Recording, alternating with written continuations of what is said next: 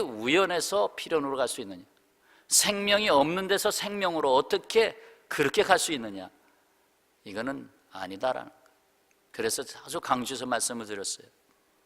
그런데 그럼에도 불구하고 여러분 아이들한테 물어보세요. 학교에서 진화론을 배우고 너 뭐 진화론 믿냐? 그럼 믿어요 그러지. 그럼 너 원숭이가 사람 된 거 믿냐? 믿어요. 그래? 너 개구리가 원숭이 된 거 믿어? 믿어요. 그럼 너 개구리 앞에 가서 절해라. 참 엉뚱하지요. 독일 목사요, 신학자요, 위대한 순교자인 본 회퍼가 히틀러에 의해서 사형을 당하기 전에 한 가지 환상을 보았다고 합니다. 환상을. 하나님이 재판장으로 서 계시고 본회포의 원수였던 히틀러 600만 명을 가스실로 보내 죽인 사람, 이 히틀러가 심판대 앞에 서 있습니다. 하나님이 히틀러에게 문책합니다. 너 히틀러는 그동안 많은 사람을 괴롭히고 무고한 피를 많이 흘리게 했으니 지옥으로 가서 고통을 받아야 한다. 지옥으로 가는 것이 너에 대한 심판이다. 그러자 히틀러는 부르짖었습니다. 이 환상을 보고 있는 거예요. 하나님, 저는 죽은 다음에 이와 같은 세계가 있다고 하는 것에 대해서 바로 알지 못했습니다. 만일 알았다면 그러한 죄를 쉽게 범하지 못했을 겁니다. 그런데 누구 하나 저에게 이러한 엄청난 심판이 있는 것을 말해주지 않았습니다. 또 전도하는 사람도 없었습니다. 자기에게는 전도하러 오는 사람이 없었습니다. 이 환상을 본 회퍼는 가슴을 치며 이렇게 회개했다고 그래요. 주님, 저는 그 영혼을 불쌍히 여겨 전도할 생각은 미처 하지 못했습니다. 왜요? 너무 악했기 때문에. 자기같이 의롭게 살아가는 사람도 옥에 가뒀으니까 얼마나 싫겠어요. 당연히 히틀러란 사람은 지옥 갈 사람인데 무슨 전도를 해요? 그가 회개의 기도를 합니다. 그를 끌어내리려고만 했지 전도하려고는 생각지도 않았습니다. 아버지 하나님, 전도하려는 생각은 아예 하지 않았습니다. 주님은 말씀하십니다. 그러나 너는 전도자의 직무를 다하라. 자, 5절 말씀입니다. 다 같이 읽겠습니다. 그러나 너는 모든 일에 신중하여 고난을 받으며 전도자의 일을 하며 내 직무를 다하라. 복음을 전파하는 자가 고난을 받는 것은 그 말씀의 역사를 그만큼 강화시킵니다. 어떠한 고난도 복음을 전하는 것을 막을 수가 없어요. 오히려 고난의 때에 복음의 강도가 높아집니다. 스데반이 순교를 당하는 고난을 당했을 때에 오히려 초대교회의 복음의 강도가 더 놀랍게 증폭되었던 것입니다. 빙산에 침몰한 호화여객선 하면 타이타닉호를 기억할 것입니다. 그 뒷얘기가 여러 가지가 있는데 또 한 가지 들어봅시다. 그 중에 한 사람이 배에 있었습니다. 유명한 설교가 존 하퍼라는 사람입니다.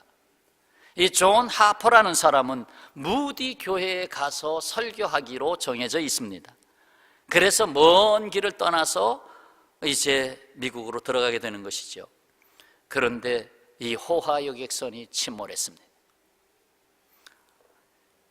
이 하퍼는 구명대도 없이 바다에 떠 있다가 가라앉을 비참한 상황에 이르렀습니다. 조금이라도 더 견뎌야 구명선이 와서 건져낼 거 아닙니까? 그래서 가만히 있으면 얼어 죽으니까 막 어떻게 해서든지 몸을 움직이면서 차디찬 얼음물 속에서 오래 떠 있으려고 이곳저곳을 떠다니다가 저쪽에 다른 쪽에서 널빤지 조각을 붙잡고 안간 힘을 쓰고 있는 한 젊은이를 보게 됩니다. 그 젊은이를 향하여 말합니다. 젊은이, 하나님께 구원 받았는가? 젊은이는 아니라고 대답합니다. 다시 파도가 치는 바람에 두 사람의 사이가 멀어졌습니다. 하퍼는 힘에 겨워서 물속에 들어갔다가 또 나왔다가 또 들어갔다 또 나왔다가, 그러던 중 몇 분 후에 어떻게 해서 그 젊은 사람과 또 가까이 접근하게 됐습니다. 하퍼는 다시 그 젊은이에게 말합니다. 하나님과 화해했나? 젊은이, 아직 안 했습니다. 그 마지막 죽어갈 수 있는 시간이죠. 사실 죽느냐 사느냐 시간인데 안 했어요. 하나님 찾지 않았어요.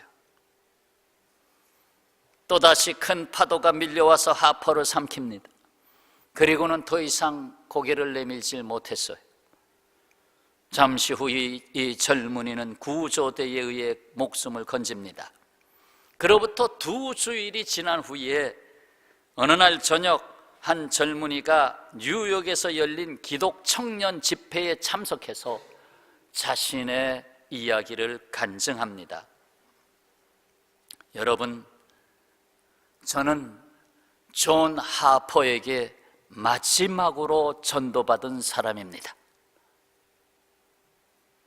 내가 마지막까지 온 힘을 다하여야 할 일은 바로 이것입니다. 복음 전파.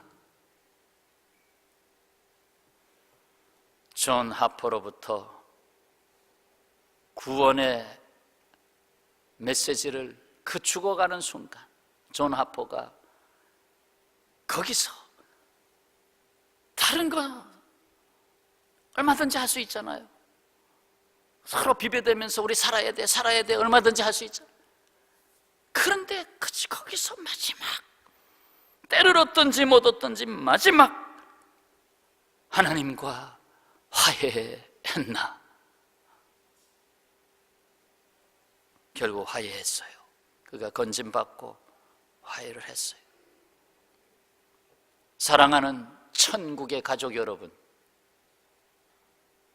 주께서 우리에게 주신 믿음의 역사는 부업이 아닙니다. 믿음의 역사, 믿음의 일은 부업이 아닙니다. 복음을 땅끝까지 전하라는 엄중한 명령을 위해서 사용되는 믿음입니다.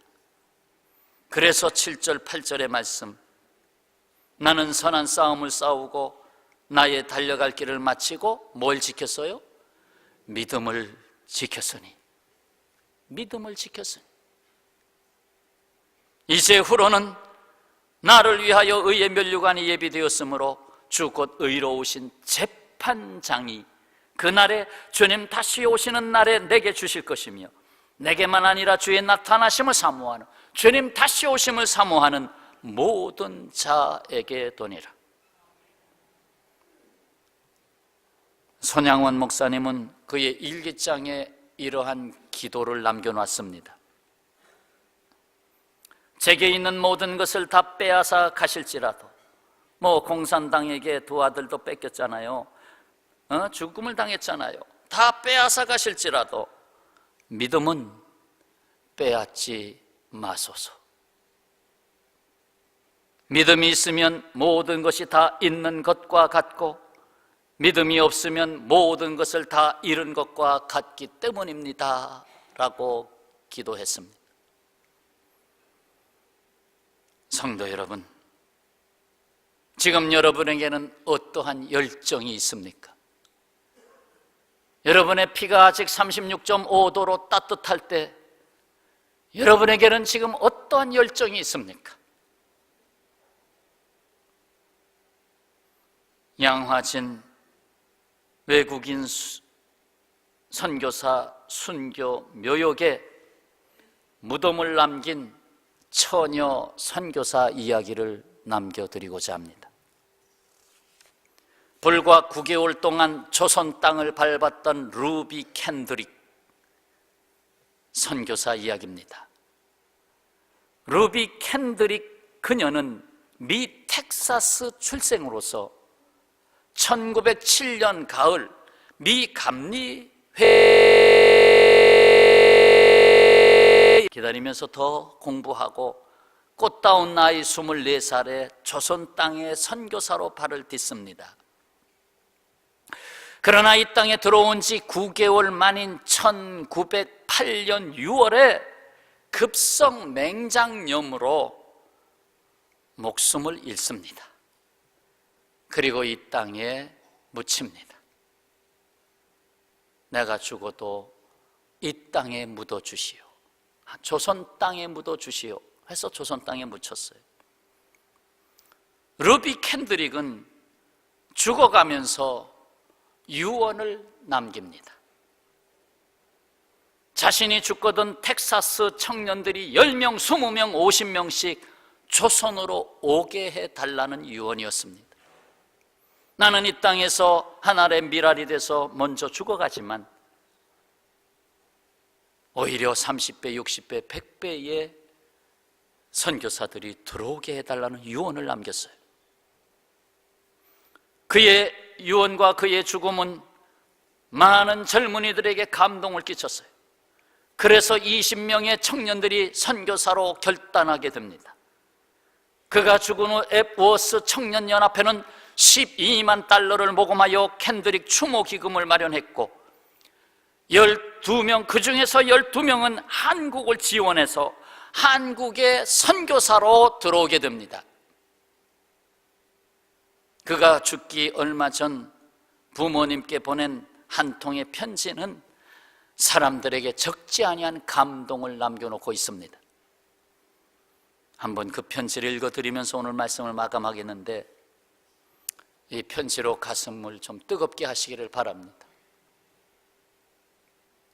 사랑하는 아버지, 어머니, 이곳 조선 땅에 오기 전 집들에 심었던 꽃들이 활짝 피어났다는 소식을 들었을 때 하루 종일 집 생각만 했습니다. 욕심쟁이 수지가, 아마 동생인 것 같아요, 욕심쟁이 수지가 그 씨앗을 받아 동네 사람들에게 나누어 주었다니 너무나 대견스럽군요. 아마 내년 봄이 되면 온통 우리 동네는 내가 심은 노란 꽃으로 덮여 있겠군요. 아버지, 어머니, 이곳 조선 땅은 참으로 아름다운 곳입니다. 모두들 하나님을 닮은 사람들 같습니다. 선한 마음과 복음에 대한 열정으로 보아 아마 몇십 년이 지나면 이곳은 예수님의 사랑이 넘치는 곳이 될 것 같습니다. 이 편지가 계속되는데 편지가 전부 예언이 됐어요. 저는 복음을 듣기 위해 20km를 맨발로 걸어오는 어린 아이들을 보았을 때 20km, 4, 5, 20, 50리, 적어도 어린아이의 발걸음으로는 5시간이 아니라 7시간은 걸어야 될 거예요. 7시간 이상 걸어서 말씀을 듣겠다고 오는 어린아이들을 볼 때 그들 안에 있는 하나님의 사랑 때문에 오히려 위로를 받았습니다. 그러나 한편에서는 탄압이 점점 심해지고 있습니다. 그저께는 예수님을 영접한 지 일주일도 안 되는 서너 명이 끌려가 순교했고, 토마스 선교사와 제임스 선교사도 순교했습니다. 또 다른 토마스 목사로 보여집니다. 선교본부에서도 철수하라는 지시가 있었지만 대부분의 선교사들은 그들이 전도한 조선인들과 아직도 숨어서 예배를 드리고 있습니다. 그들은 모두 순교를 할 작정인가 봅니다. 오늘 밤은 유난히도 고향으로 돌아가고 싶습니다. 외국인을 죽이고 기독교를 증오한다는 소문 때문에 부두에서 저를 끝까지 말리셨던 어머니의 얼굴이 자꾸 제 눈앞에 어립니다. 그렇겠죠. 얘야, 너 조선 땅에 가면 죽는다. 지금 많은 사람들이 죽었다. 너 조선 땅에 가면 죽는데 갈 거냐? 가지 마라. 아버지, 어머니, 어쩌면 이 편지가 마지막일 수도 있습니다. 제가 이곳에 오기 전 뒤뜰에 심었던 한 알의 씨앗으로 이제 내년이면 온 동네가 꽃으로 가득하겠지요.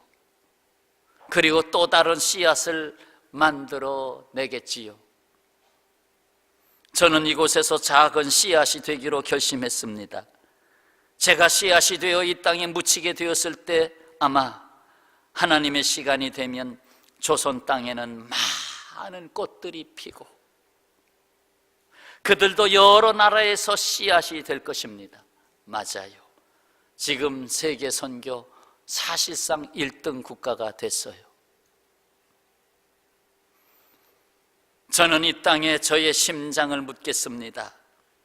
바로 이것은 조선을 향하는 저의 열정이 아니라 조선을 향한 하나님의 사랑이라는 것을 알게 되었습니다. 어머니, 아버지 사랑합니다.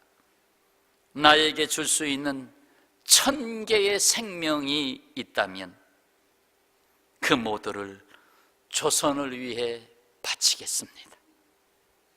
루비 캔드릭. 요 마지막 말, 1000개의 생명이 있다면 조선을 위해 바치겠습니다. 이것이 그의 묘비에 써 있는 글입니다.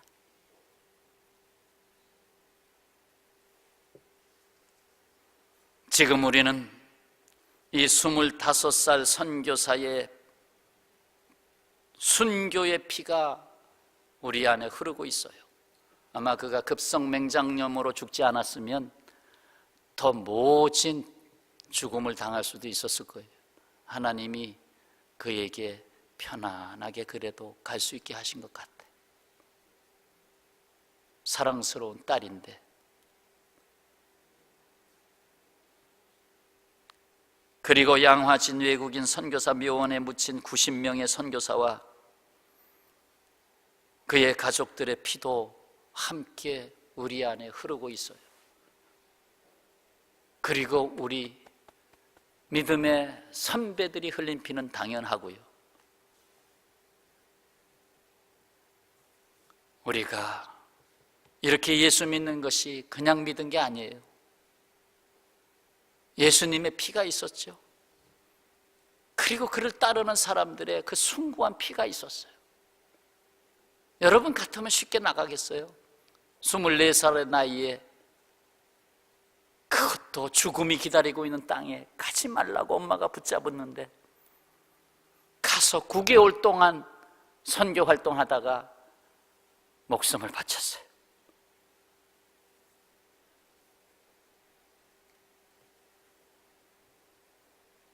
여러분, 그리스도인은 전도하는 사람입니다. 전도하는 일은 결코 부업이 아닙니다. 여러분 직장 생활 하시죠? 사업을 하시죠?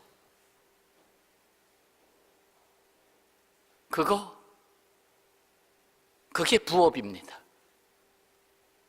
여러분 내일 월요일날 또 직장에 나가시는 것이 부업하러 가는 겁니다. 그럼 본업은 무엇입니까? 전도하는 일. 하나님의 나라를 세우고 하나님 앞에 서기 위해서 주님 다시 오실 때까지 땅 끝까지 이르는 내 증인이 되라. 이 하나님의 나라의 진리를 선포해라. 내가 엄히 명했다. 이것을 위해서 여러분에게 직장의 삶을 주셨고 사업을 주셨습니다. 사업을 하다가 좀 시간이 남고 조금 돈이 남아서 야 이걸로 선교비 쓰자가 아니라 그 사업장이 선교의 장이고 내가 일하는 모든 삶이 선교의 의미가 담긴 삶이 되어야 된다는 말입니다. 주의 제자들, 사도들 감옥에 갇히면 거기서 아이고 나 죽어 그랬습니까? 그 감옥에 갇힌 그 자리가 선교의 장이 됐어요. 거기서 간수를 구원했어요. 거기서 예배실이 되게 했어요. 내가 사업하는 것을 통해서 어떻게 하면 전도자의 직무를 다하라, 그리스도인의 증인된 삶을 다하라, 이것을 살아갈 수 있을까? 이것을 살아갈 때, 이렇게 살아갈 때 이 말씀이 적용되는 것입니다. 너희는 먼저 그의 나라와 그의 의를 구하라. 그리하면 그 모든 것을 너희에게 더하시리라. 그 이방인들이 구하는 어떻게 살까, 어떻게 먹을까, 어떻게 입을까, 그 모든 것을 너희에게 더하시리라.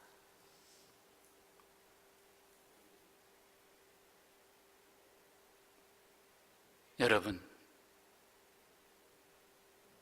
전도는 부업이 아닙니다. 이 부족한 정도 과학자가 되고 싶었던 사람입니다.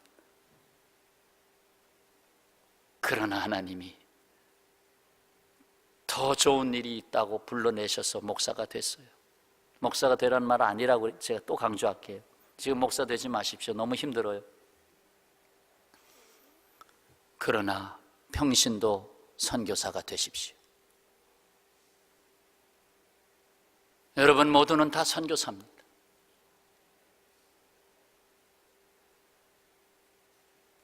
제가 이 말씀은 꼭 들어야 되겠다 하면 선교비로 조금씩 투자합니다. 그래서 페이스북에도 한 15,000원 정도 이렇게 투자하면 100명이 읽을 거 1000명이 읽고 5000명이 읽을 수 있어요. 물론 안 읽을 수도 있어요. 그냥 타이틀만 보고. 그러나 지난 우연과 필연에는 이 동영상을 끝까지 읽으면 당신의 운명이 바뀝니다 라고 썼어요. 투자했어요. 나중에 조금 더 하면 유튜브에도 투자하려고. 근데 유튜브에 투자해도 그것이 성과가 많이 안 일어나요. 거기 많이 투자했는지 모르지만은 그렇게 많이 안 읽어요. 광고비를 내는 거죠, 사실은. 이게 다 선교비예요. 어떻게 해서든지 그 오늘 밤에 자살하려고 했던 사람이 그래, 우연, 필연 이거 한번 읽고 자살하자. 그럼 달라질 거 아닙니까? 우연을 필연으로 바꾸는 하나님의 일이 전도입니다. 여러분의 주변에 수많은 생명들이 있어요. 가족들이 있어요. 우연이라고 말합니다. 오늘 여기서 만났네요. 우연입니다. 그러나 그것이 필연이 되어야 됩니다. 그것을 위해서는 거기에 복음이 있어야 됩니다. 하나님의 말씀이 있어야 됩니다. 사랑하는 평화의 가족 여러분, 여러분은 우연을 필연으로 만드는 선교사입니다. 이 사명을 감당하시기를 주님의 이름으로 축원합니다. 기도하겠습니다.